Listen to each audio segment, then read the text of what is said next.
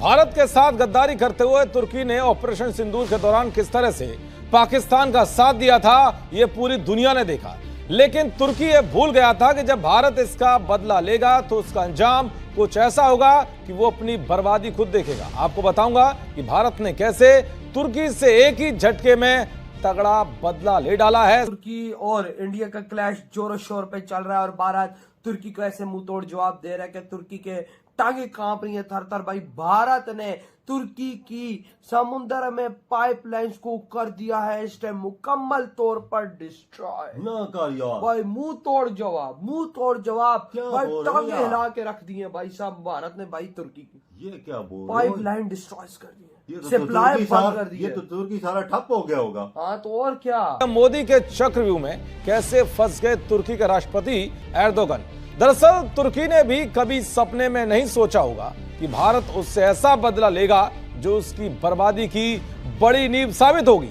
भारत ने एक बड़ा फैसला लेते हुए तुर्की की उस दुखती रग पर हाथ रख दिया है, जिसके बाद वो बुरी तरह से फड़फड़ा रहा है, क्योंकि भारत ने अब तुर्की से कराची में युद्धपोत भेजने का हिसाब बराबर कर दिया है। भारतीय नेवी के सबसे उन्नत स्टील्थ फ्रिगेट में से एक आईएनएस त्रिकंद ने साइप्रस के लिमासोल बंदरगाह में धमाकेदार एंट्री ली है। पता चल गया कि पाकिस्तान को तोड़ा है इन्होंने, सब कुछ किया है, सब कुछ किया। अब मेरी बारी आ गई है। भाई भारत ने आज तुर्की की गैस पाइपलाइन को उड़ा दी है। वो बड़ा सारा उछल रहे थे, भारत को धमकियां दे रहे थे, भारत से मस्ती कर रहे थे, भारत की पनडुब्बियों को घेर रहे थे, भारत की फ्रिगेट्स को घेर रहे थे। भाई चार अपने जहाज बड़े भेज दिए कि इनको रोको, इनको घेर लिया चारों भाई तरफ से। भारत ने उसी टाइम भाई सब तुर्की की 8 पाइपलाइन घंटे उड़ा का टेंडर मोदी जी ने दिया है कि इनको पीछे हटा लो, वो नहीं माना। लेकिन फिर भारत ने आज पाइपलाइन उड़ा दी। सबसे बड़ी पाइपलाइन और जो तुर्की को जाती है। सरदार अतीक अहमद खान साहब हमें ज्वाइन कर चुके हैं, फॉर्मर वज़ीर आज़म आज़ाद कश्मीर वो रहे हैं।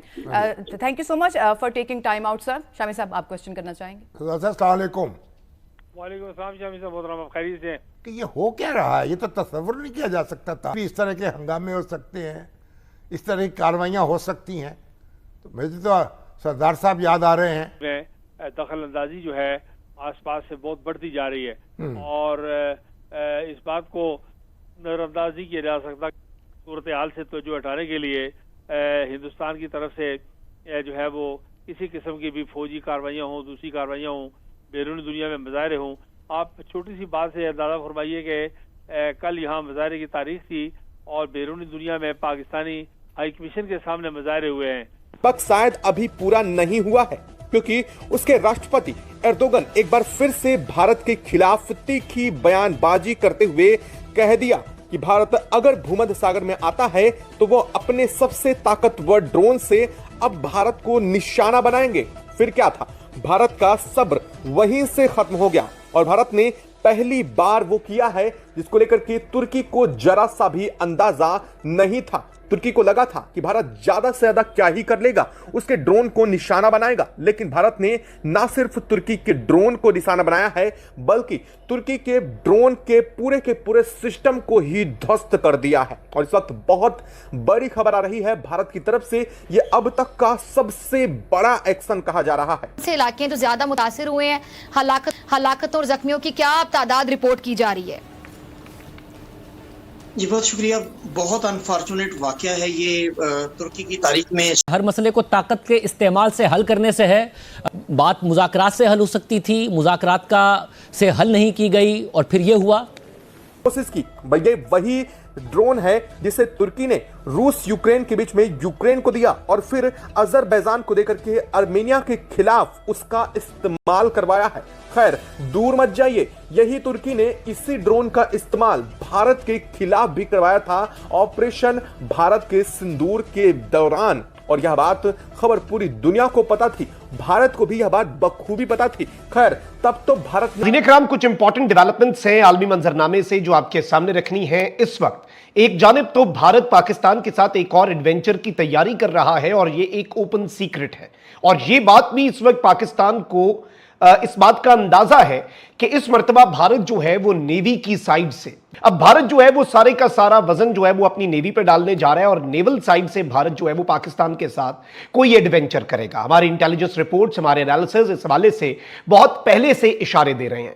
और अब भारत के वजीर दिफा राजनाथ सिंह ने एक धमकी दी है पाकिस्तान को, और उसने पाकिस्तान के ऊपर एक्यूजेशंस की भरमार की है और पाकिस्तान को ब्लेम किया है और कहा है कि अब भारत जो रिस्पॉन्स देगा वो पाकिस्तान के लिए बड़ा खतरनाक होगा। और ये एरिया जो है ये सर क्रीक का एरिया है। ये मामला क्या है, माजरा क्या है, इस एरिया की इंपॉर्टेंस क्या है, इस पर हमने बात करनी है। इसके साथ ही साथ एक और इंटरेस्टिंग डेवलपमेंट ये हुई है नाज़रीन इकराम, और अब तुर्की की तरफ से भी भारत को एक नई शर्मिंदगी उठानी पड़ी है। बहरा रोम में तुर्क बहरिया ने भारतीय बहरिया को भगा डाला है। तो it's all about Indian navy की वर्थ का भी आपको पता चल जाएगा। और खैर पाकिस्तान नेवी तो इंतजार कर रही है कि उन्हें भी भारत जो है वो खिदमत का मौका दे।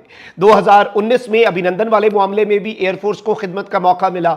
इस मर्तबा भी एयरफोर्स को राफेल जो है वो दिए गए तोहफे में भारत की तरफ से और खिदमत का मौका फराहम किया गया, और हमने फिर सही खातिर मदारत भी की। फिर इवन एलओसी के ऊपर ये जो अपनी चौकियां छोड़कर सरेंडर करके सफेद परचम लहराए, फौज को भी खिदमत का काफी मौका दिया। तो हमारी नेवी तो बहुत पहले से इंतजार में बैठी हुई है ना। तो अब इस हवाले से नाज़रीन किराम जो भारत है, भारत शर्मिंदगी उठा रहा है, पूरी दुनिया के सामने है कि भारत ये जंग आ रहा है। नरेंद्र मोदी ने अपनी पॉलिटिक्स ठीक करनी है और उसके लिए अब वो कुछ ना कुछ एडवेंचर करेगा।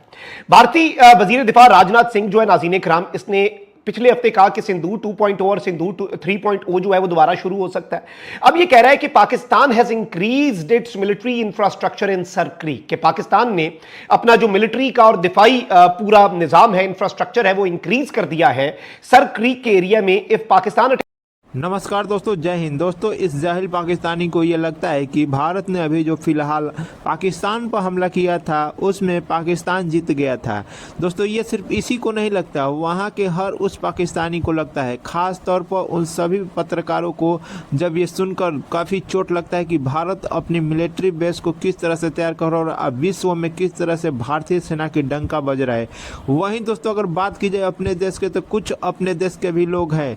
जब ये खबर मैंने चालू किया था तो सारे लोग बोल रहे थे कि फेक न्यूज है, लेकिन दोस्तों आज आप जाकर गूगल पर सर्च कर सकते हैं, आपको साफ तौर पर मिल जाएगा कि साइप्रस और भारत के बीच में युद्ध अभ्यास हो रहा था, जहां पर तुर्की ने ये वार्निंग दिया था कि भारत अपनी शिप को हमारे करीब ना लेकर आए, नहीं तो बहुत बुरा होगा। लेकिन मोदी ने इस बात को नहीं माना और उसके बाद जो हुआ आपके सामने है। दोस्तों, वीडियो पसंद है तो वीडियो को लाइक करें, शेयर करें और चैनल को भी सब्सक्राइब करें। और भारत ने भाई साहब साफ इस टाइम तुर्की को बोल दिया, अगर तुम लोगों ने एक भी मिसाइल हमारी मतलब शिपों पे फायर किया तो उसके बाद सीधा सीधा ऐलान जंग है। बिल्कुल बिल्कुल बिल्कुल। भारत मतलब एक तरफ से तुर्की की बजा रहा है और दूसरी तरफ से तुर्की को बोला अगर तुम्हारी तरफ से कोई मिसाइल आई हमारी तरफ तो खैर तुम लोग। पहले तो तुर्की किसी को छेड़ता नहीं है, इंडिया किसी को छेड़ता नहीं है, अगर इसको छेड़ा जाए तो फिर बताइए क्या करता है। देख लो आज क्या कर दिया, आज तुर्की की गैस की पाइपलाइन उड़ा दी, आज तुर्की के अंदर गैस जाना बंद हो गई, उधर के घरों में चूल्हे जलाना भारत ने बंद करवा दिए। ये अब भारत